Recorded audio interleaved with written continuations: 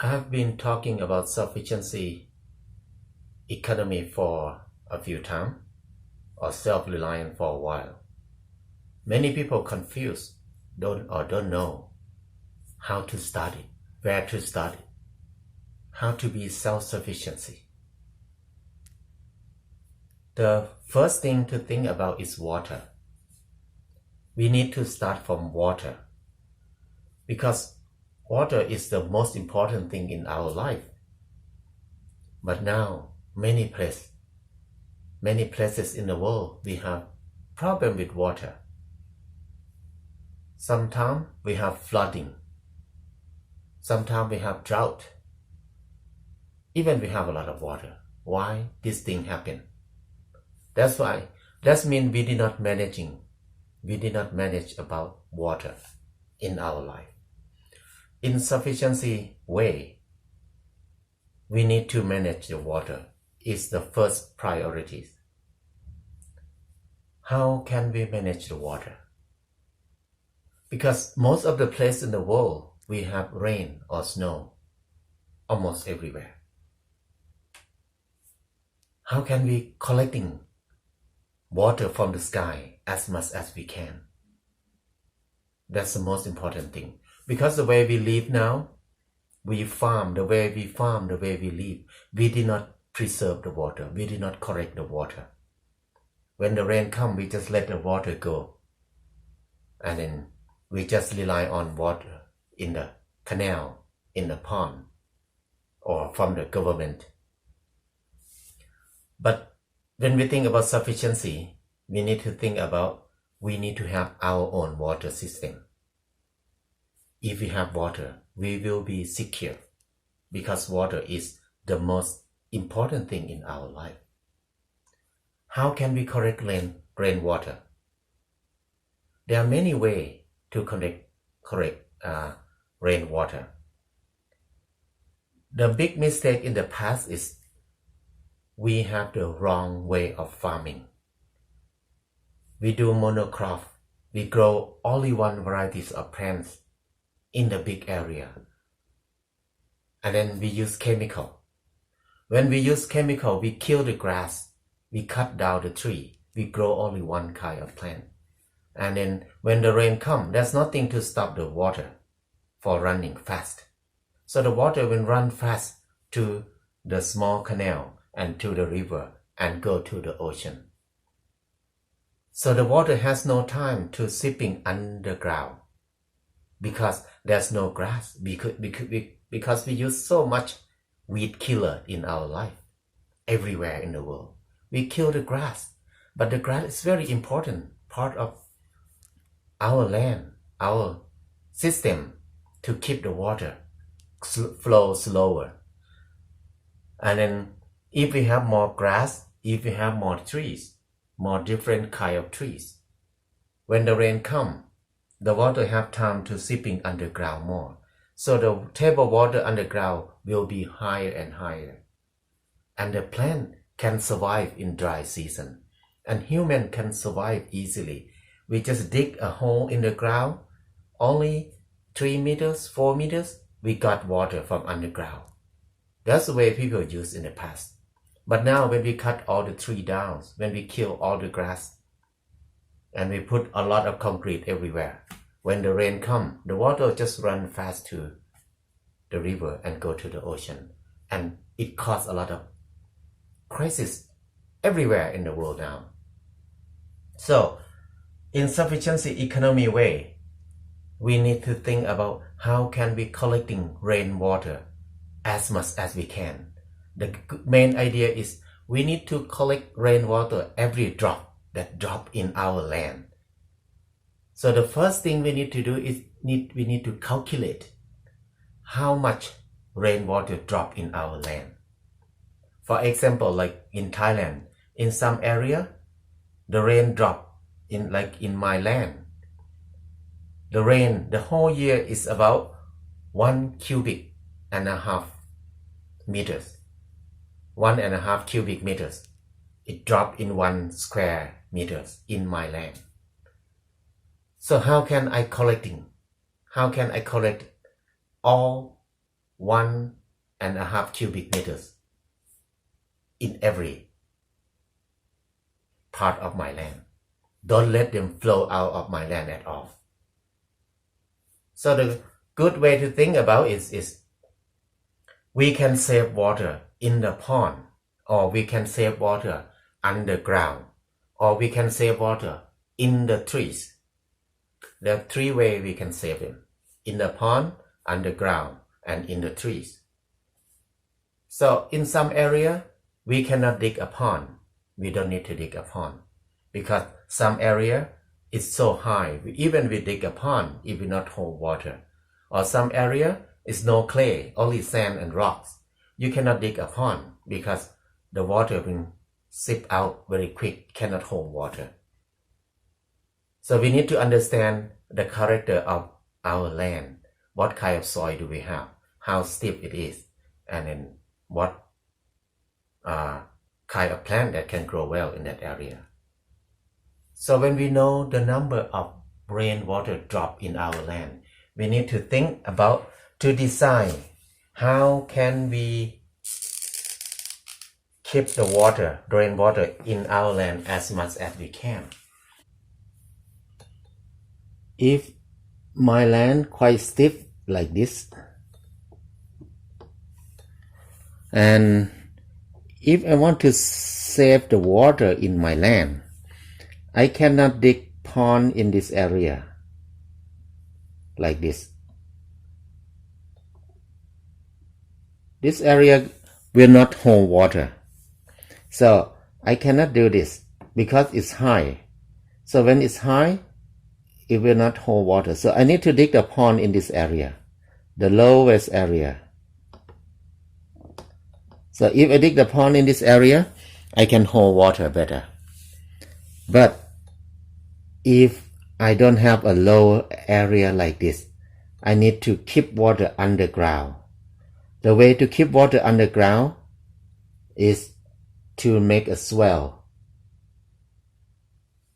Dig a swale, like a dig about 2 feet deep underground, and put the dirt, make a mound in this way. And then here, dig a little bit, make a mound here. Dig a little bit, make a mound here. Put the dirt from here to cover this side, the lower side. Put the dirt from here to cover this side. So if we do like this, and then from here to here is about at least more than 10 meters, but not more than 30 meters far apart. So when the rain comes, it will be collected in this swale. When the rainwater stay in here, in 5 minutes or 10 minutes, it will seep out underground easily. So this way, the water will not run away from our land at all. It will make the water table underground higher. So in dry season, if we have trees, if we plant the trees here,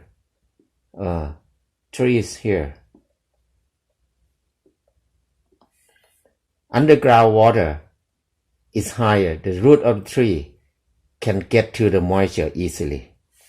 So even dry season, they will not die. They survive. In this way, it helped me to grow tree in my land easily. So this is the first way we save water underground if we have the high land like this, because we cannot dig a pond up here because it will not hold water. But another way, in case we cannot dig a swale because it's a lot of work, it costs more money, we have the slope like this. Another way is we grow grass. One kind of grass we call vetiver grass. Instead of digging swale, we don't dig, but we grow grass. This grass, they can grow very close together. If we think in this way, like we make a contour line. This contour line maybe about 20 meters far apart. Not more than that. And then we grow grass or any plant that lasts very long in the dry season. But in Thailand, we have one kind of grass we call vetiver grass. It's the study of King Bhumibol. He studied vetiver grass for a long time. And he found that vetiver grass have very deep and strong root. The root of vetiver grass can go deeper than 1 meter underground. So it holds water very well. It holds the soil very well. So when the rain drop here, and then the leaf, everything will be stuck on the grass. It will be thick layer of mulch on another side. When the rain comes, the water come in this way.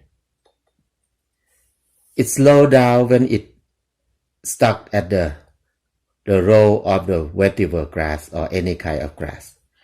And the water have time to seep underground more and more and more.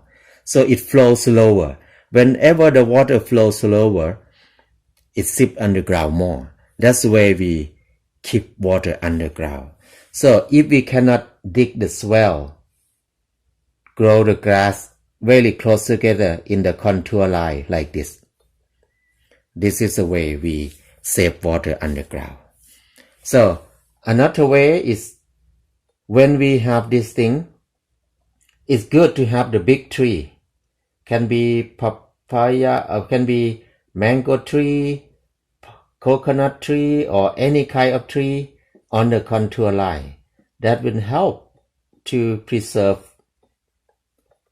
the row of vetiver grass or the row of the grass stay strong, and then it stop the water better. And then when the leaf of the tree fall down, the leaf of the tree will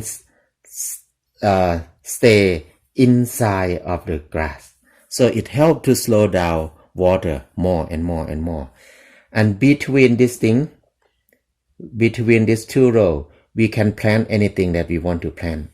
So this thing will be, this row will be the stop the flow of the water. This is the way we use to save water underground. So the first way is dig a swale. If we cannot dig swale, we can grow grass or any plant in the contour line. If we have the flat area like this, area that's flat like this, we don't need to dig a swale. We don't need to grow grass if you want to, but we can dig pond in very different area. And then if we have many ponds like this, when the rainwater come, we just make the swale or the canal around our land. And then if our land like this, so we can dig a pond here, a pond here, a pond here, and then we dig the canal around, so connect it to the pond. So the water in our land will stay in the pond. We can make many ponds too. So this is the way we save water in our land. If we have many ponds, we can save more water. When we have water, we can do many things after that. We can survive easily because the water have more fish, more crab, more shrimp, more thing in there. And then when we have water, many fruit tree can grow. We can grow rice. We can grow anything in here. Another way to preserve the water in our land is to save in the trees, preserve in the trees. We call forest. We need to have the tallest trees, and then the medium one, and then the lower one, and then bushy one, and then roots, a lot of root underground.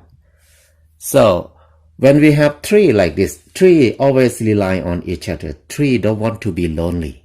Tree love friend, love to have many things together because they need to rely on each other. So when we save some our land into a forest with a lot of tree like this, there are different size of tree. So the sunlight cannot hit the ground. When the sunlight cannot hit the ground, the water cannot evaporate easily. So the moisture stay longer underground. And then every trees, they release water at the end of their root every day. So they save a lot of water on the leaf, on the trunk, and they release it. And they suck it in, they release it out, suck it in, they release it out. This is the way the tree working. So it make the climate cooler and then make the water underground or the soil under the forest have more moisture than anywhere else. In this way, it's a very clever way of nature to preserve the water underground.